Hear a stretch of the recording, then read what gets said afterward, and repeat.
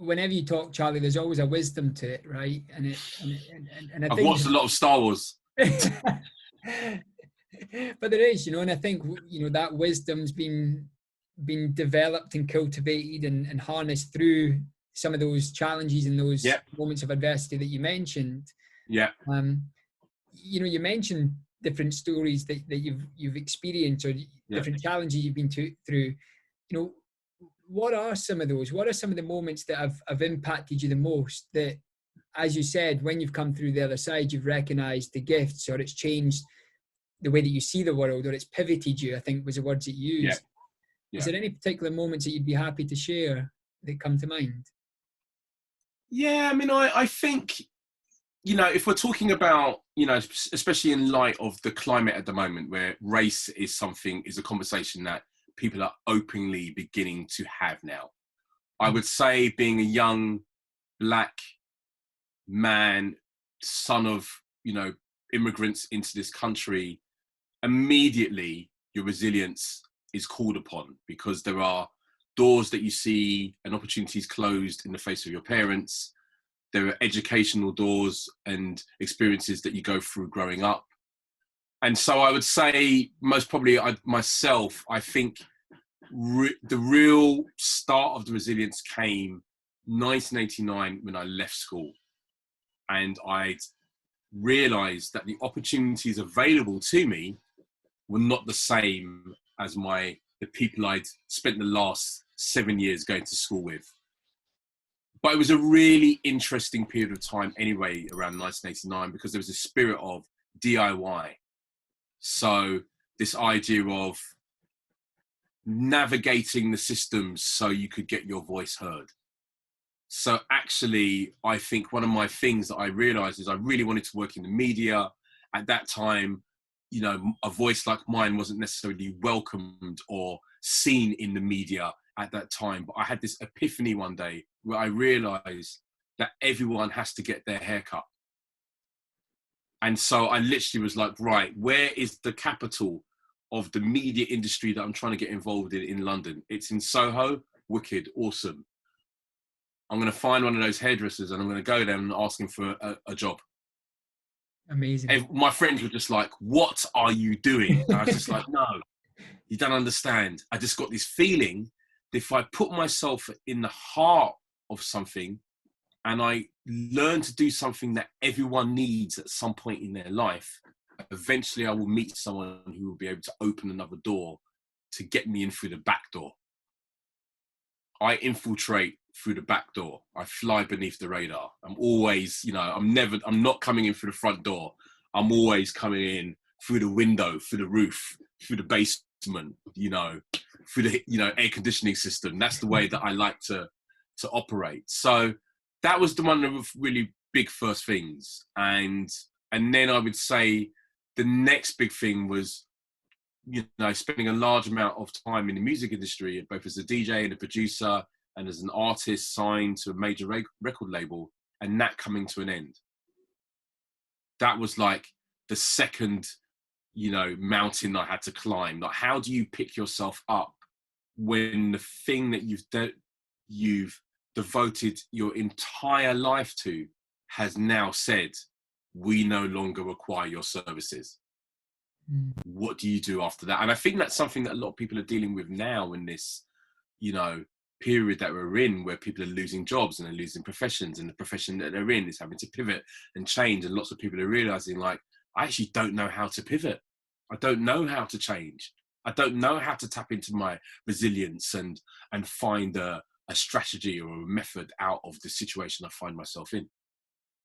So those, I would say, are the two really big moments. And then the third and the one that I take the biggest learning from is when you have built something that's successful and you're in a relationship with a brand, and then that relationship comes to an end. Because lots of us work with organizations or brands that, because we work with them, that helps elevate our self-esteem and our position in the field that we're in, And when those come to an end and you have to return back with, with your head hung low, because it's no, you know, you're no longer that guy. Yeah, you know, picking myself up from that was a hard one. But what I realized then was you're so much more than just a guy who runs a running crew.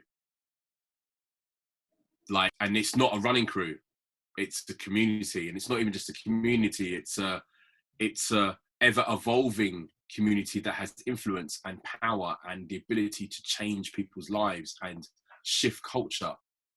And you started that, and you nurtured it, and you grew it, and you managed to get it to the people who you really, the most vulnerable and difficult people to reach.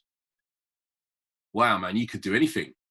But it took me a really long time. It took me many, many years. I probably wasn't till 2015 was when I really realized, man, all these ups and downs are preparing me for this new moment. And that's, you know, that's what I would say to people who are, you know, maybe watching this and for trying to find some inspiration to take forward into their lives, is your whole life has been about this moment in time. You know, when you watch Back to the Future and you're like, yeah, this is really cool, man. This is your Back to the Future moment. This is when, you know, and this is what I'm saying to everyone, it's really important that each and every single one of us steps into our light at this moment in time and starts sharing our knowledge and talents with the world. So for the work that you do, for example, people really need that, because there's something that you, even without you opening your mouth, but the way that you teach people just how to operate and how to live with people and how to think and how to, you know, navigate is really important skill for people who are living under oppression and stress and, you know, are feeling worthlessness, whose self-esteem has been crushed by society and the system. It's really important. Yeah, and thank you for acknowledging that. You know, you said so many things there, Charlie, that really resonate. You know, one of the things that struck me was that even in those moments when doors were closing or where opportunities never seemed available, you know, you had this ability, this creativity is probably the right word, right? To see and find and seek out opportunities. You know, whether that was going to work in the hairdressers in Soho, whether it was, you know, so how you know, that is a mindset, right? In medicine. So how do you cultivate that? You know, how, when so many times, and really specific to this climate where doors feel like they're being closed, where maybe opportunities, you know, are being shut down, how do you access that inner creativity, that inner resilience and resolve that you mentioned? Well, I think the first thing that you do when you get knocked down is not immediately say, ouch. You learn how to roll. You acknowledge the fact that you're going to get knocked down and that you're going to face barriers. And actually, yes, it's unfair, but that's how the system is set up at the moment. So I have two options. I can either sit in my house complaining, or I can infiltrate and take action.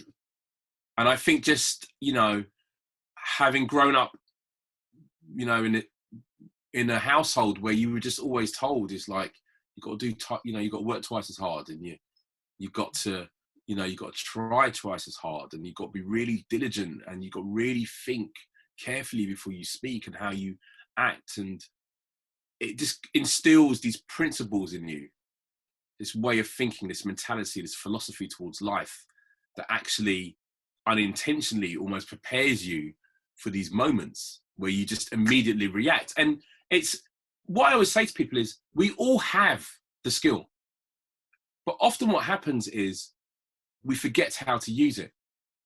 If I take your hand now to your kitchen and turn on the fire and put your hand in, you're going to move it away automatically. You're not going to be sitting there working out a strategy of how you, it's already in your body. Yeah. So it's the same kind of thing. You know, it's eventually you just start learning, I can do this automatically. It's like, I'm a superhero. Just, you know what I mean? It's like obstacles. You just batting them away. You know, it's just like, and then it becomes like almost like a game. It becomes fun. It's like, it's almost like, what obstacle can you put in my way? What strategy can I use to get around you? So I'm going to give you two really great examples that I learned. Yeah. I start making music, and I'm really desperately trying to get into the music industry. It's the early 90s and the doors are closed, particularly if you're not making the music that people expect or want you to make. Yeah. And I've always been that guy who was like, you know, we're all listening to hip hop, but I'm sticking the country and western record on because I like Jim Greaves. I grew up listening to Jim Greaves, you know what I mean? Like, you know, or it's like, I was always a guy who everyone else wanted to go right and I went left. And someone told me something one day, was like, look, what color envelope do you send your demos in to the record company? And I was like, I use a brown envelope. You know what I mean? Get it from the post office. It's like, he's like, use a pink envelope. And I was like, well, using a pink envelope's not really hip hop. It's not really, you know, the thing. And he was like, yeah, but when you call up and you ask if they've listened to your demo, you can say, mine's the one in the bin in the pink envelope. And that was a real like, like, man, like, never thought about it that way. And then another one was like, at a time when there was no Spotify and there's no YouTube, and, you know, going into a record shop was the only way to get music. And it was quite intimidating to go. And records were expensive. Mm.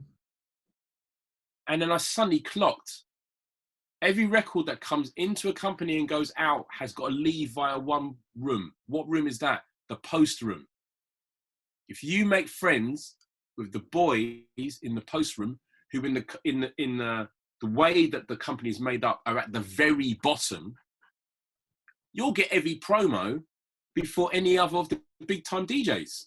Yeah. And that's always the way that I've kind of, you know, operated.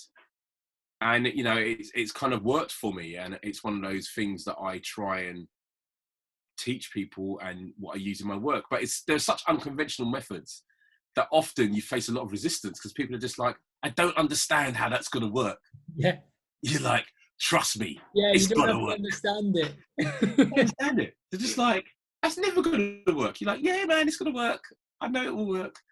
It's all about, I always say to people, it's lining your dominoes up so they fall in the order that they should, so you arrive at the destination, the solution, and the idea of success that you're trying to achieve.